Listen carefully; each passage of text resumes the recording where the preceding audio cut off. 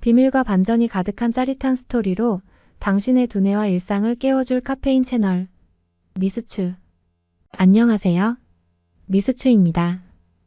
한창 조세핀의 수다를 듣던 그때 변호사 게이츠킬이 황급히 집에 들어선다. 유언 때문에 온 듯했다. 게이츠킬 씨는 당혹해하고 있었다. 그는 에리스티드가 작년에 작성한 유언장을 갖고 있지 않았다. 그는 가족 중 한 사람이 갖고 있을 것이라고 생각했지만 가족 중 그 누구도 그 유언장이 어디 있는지 알지 못했다. 에리스티드는 게이츠킬이 작성해서 보낸 유언장을 가족 모두를 불러 읽어주었다. 유언의 내용은 가족 전원이 공정하게 재산을 받도록 되어 있었다. 두 명의 증인 입회하에 유언장에 서명한 후 다음날 게이츠킬에게 보낼 것이라고 말했다고 했다. 가족들은 유언장이 있던 책상에서 몇 미터 떨어져 있었고 증인들이 서명할 때는 유언 내용을 다른 종이로 가린 상태였기 때문에 내용을 볼 수는 없다고 모두 증언한다. 그런데 태버너 경감이 봉투 하나를 내밀었다. 에리스티드의 다른 서류들 속에 있던 것이라고 했다. 문제는 내용은 게이츠킬이 작성하고 가족들에게 읽어준 유언장은 맞지만 서명은 되어 있지 않았다. 유언장의 내용은 무효가 되어버렸다. 아무도 이 상황을 이해할 수 없었다. 찰스는 조용히 방을 나왔다. 조세핀이 문 밖에서 엿듣고 있었다. 찰스는 경시청에서 조세핀이 로저에 대해 한 말을 전한다. 경감은 로저를 불러 신문한다. 그는 운영하는 회사가 도산이 확실하나 횡령이나 고발당할 상황은 아니라며 재산을 정리하고 아무에게도 알리지 않고 외국으로 떠날 계획이었으나 당시 그 사실을 들은 에리스티드는 자신을 책망하거나 화도 내지 않고 대신 회사를 살리기 위해 도와주겠다고 고집을 부렸다고 했다. 그리고는 재정적 지원에 대한 증거를 보여주었다. 에리스티드는 그 회사를 회생시킬 준비를 하고 있었던 게 확실해 보였다. 로저에게는 그의 아버지가 살아있는 것이 더 이익인 셈이었다. 경시청에서는 가족들 중 어느 누구에게도 동기나 용의자를 찾을 수 없었다.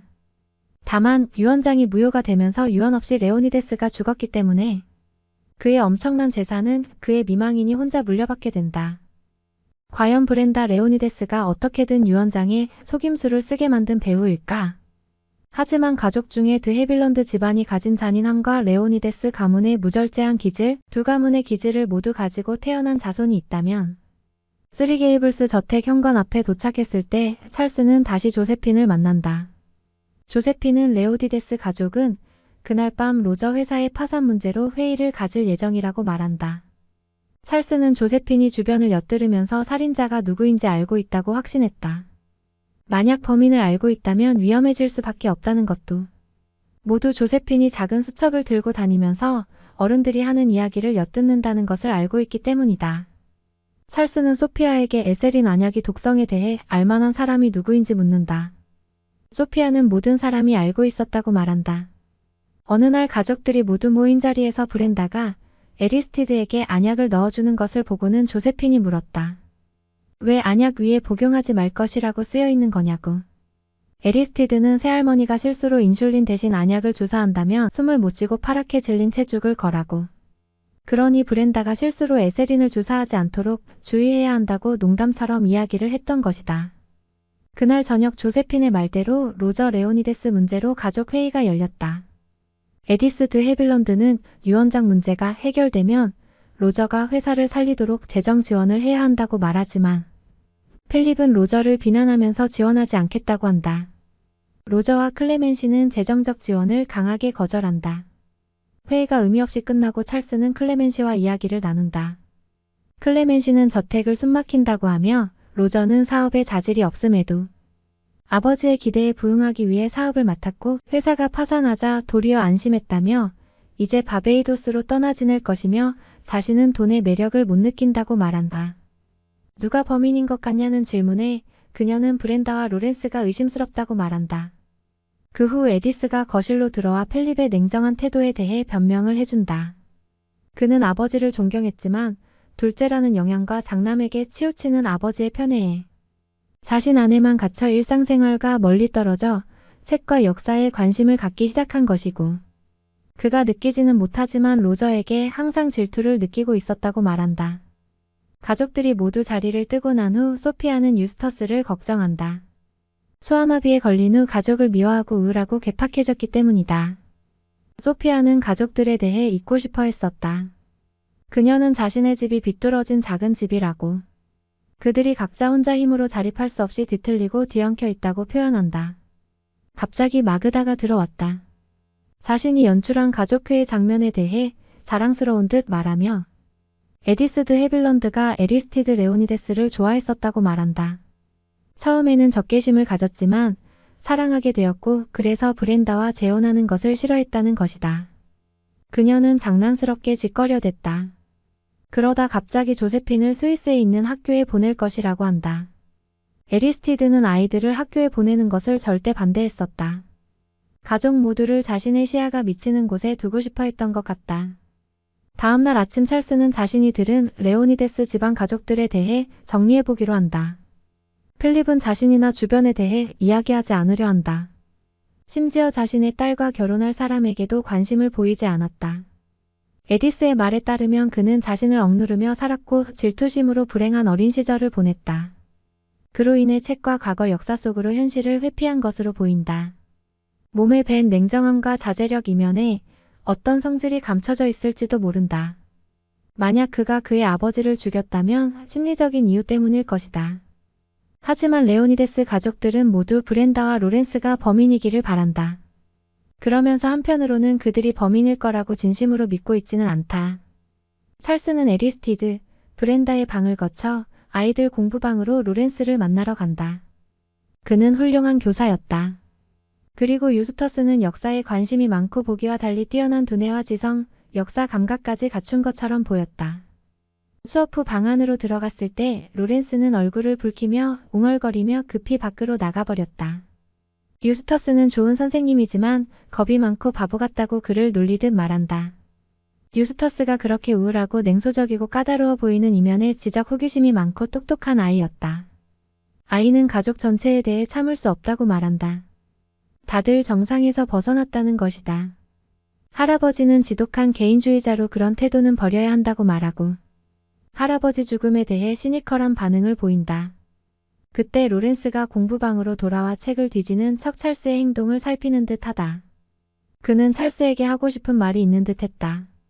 그는 사건 수사 진행이 어떤지 묻고는 그는 수사 과정에 몹시 신경질적인 말투로 불만을 표현한다. 그는 자신과 레오니데스 부인과의 관계를 의심하는 것 같다며 당치 않은 모함이라며 레오니데스 가족들이 젊은 브렌다와 자신에게 호의적이지 않다며 그들의 계략이라고 지나치게 흥분한 모습을 보인다. 모든 사람들이 자신을 무시하는 것은 자신이 그냥 엉뚱한 짓을 하게 되기 때문이라고 말한다. 한 번은 불이 난 집에 갇힌 여자를 구하러 뛰어들었다가 집안에서 길을 잃어 연기를 마시고 의식을 잃었고 소방관이 그를 찾는데 애를 먹고는 바보 같은 행동에 비난을 들은 적이 있다며 누구든 자신을 파멸시키기 위해 이런 일을 벌이고 자신이 의심받도록 한 것이라고 한다. 레오니데스 부인에 대한 질문에 얼굴이 달아오르며 천사 같은 분이라고 표현한다. 항상 남편에게 친절하고 상냥했으며 남편을 독살한다는 것은 있을 수 없다고 화가 난 목소리로 말한다. 찰스는 책을 뒤적거리는 로렌스 브라운을 두고 공부방을 나왔을 때 복도 중간에서 왼쪽에 있는 방문이 열리더니 조세핀이 뛰어나와 부딪힐 뻔한다. 아이의 얼굴과 손이 온통 지저분하고 머리에 거미줄도 걸려있다. 조세핀이 나온 방을 들여다보니 계단 위에 어두컴컴한 다락방 같은 공간에 커다란 수조가 몇 개 놓여 있었다. 물 저장소였다. 조세핀은 그곳에서 수사를 했다고 하며 가까이 있는 욕실로 들어가기 전에 이제 슬슬 다음 살인이 일어날 때가 됐어요 라며 말한다. 자신이 본 추리소설에는 이쯤에서 두 번째 살인 사건이 터진다며 의미를 알 수 없는 말을 한다. 조세핀이 씻도록 두고 아래층으로 내려갔을 때 브렌다가 거실 문을 열며 나타난다. 그녀는 몹시 두려워하며 찰스의 팔에 손을 얹으며 간절한 표현으로 사건의 진전이 있는지 묻는다. 찰스는 주위의 적대감을 혼자 이겨내야 하는 그녀에게 안쓰러운 마음이 들어 도와주고 싶었다. 그는 브렌다에게 무엇을 할지를 알려주며 위로한다. 그것을 지켜보는 소피아의 표정은 차갑고 불안해 보였다. 그때 뜻밖의 소식이 경시청에서 들려왔다.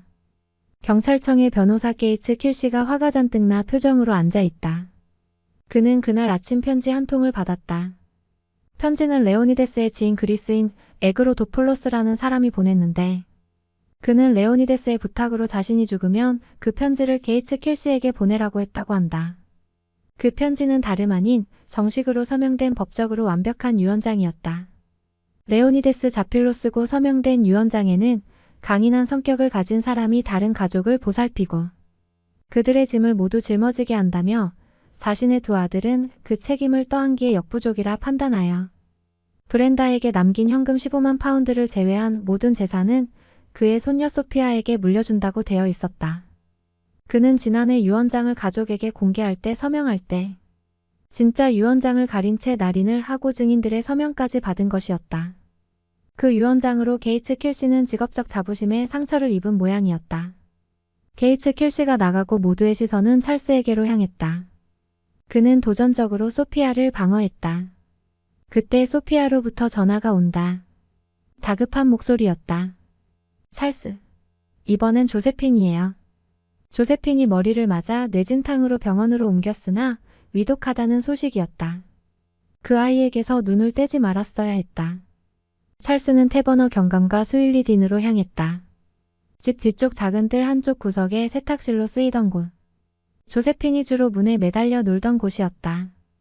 점심시간이 지나도 보이지 않는 조세핀을 찾던 소피아가 피를 흘리고 쓰러져 있는 아이를 발견했다. 문 안쪽의 현관문에 사용하던 대리석 사자 모양의 고임돌이 떨어져 있었다. 문 위에 고임돌을 올려놓고 문을 움직일 때 떨어지는 일종의 부비트랩이었다. 집안 사람 모두 조세핀이 이곳에서 논다는 것을 알고 있었다. 태버너 경감은 바닥에 움푹 패인 곳이 여러 군데 있는 것을 발견한다. 이 방법은 사람을 맞추는 것은 불확실했다. 몇 번 연습을 한 흔적이었다. 사건에 쓰인 고임돌 근처에 모직 목도리가 놓여있는 것으로 보아 누군가 조세핀의 목도리로 고임돌을 옮긴 듯했다. 지문은 없을 듯했다. 근처 버려진 의자에 흙이 묻어 있었는데 흙 묻은 발로 의자 위에 올라선 듯한데 왜 그랬을까? 부비트랩은 다소 어리석은 방법으로 보였다. 조세핀과 유스터스가 공부를 끝낸 12시 30분부터 12시 45분 사이에 트랩이 만들어진 듯했다. 마그다는 그녀의 딸 조세핀을 요정이 두고 간 못생긴 아이, 괴상한 못난이 아기라고 불렀다. 그녀는 자신이 평소 그렇게 말한 것을 후회하며 슬퍼했다.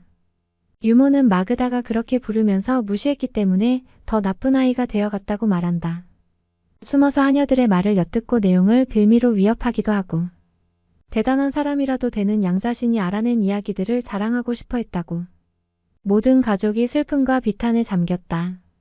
찰스는 유모에게 조세핀이 갖고 다니던 검은 수첩을 보았는지 물었다.